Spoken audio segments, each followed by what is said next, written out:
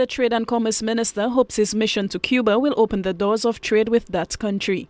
Guy Mayer says the Cuban trade system differs dramatically from an open market, and a thorough understanding of the Spanish country's policies is needed to take advantage of that market.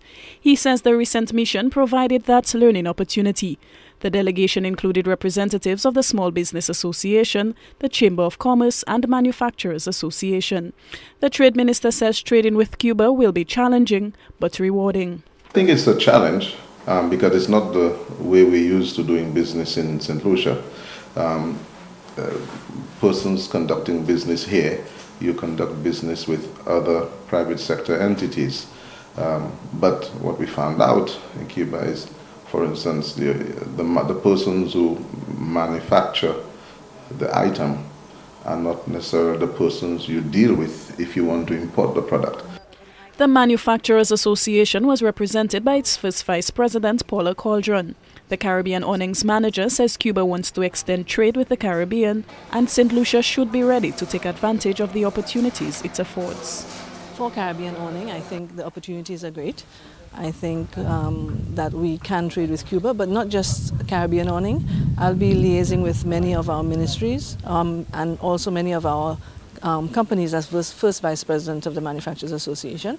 I think many of us can benefit. We have Toylan, NatMed, we have our perfume company, we have even the rum factories and so forth, but a lot of the companies can actually benefit.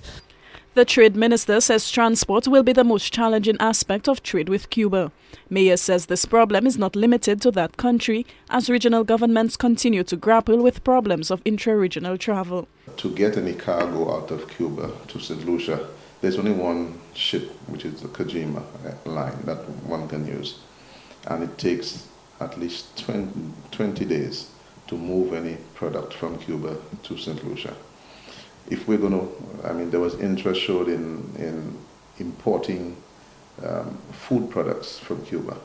So provisions that have a short shelf life cannot be transported via that medium.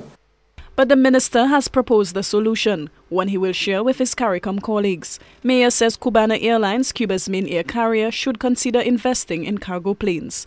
He says St. Lucia can become a hub for the transshipment of Cuban goods to southern islands. Alison Kentish, HTS News, Channel 4.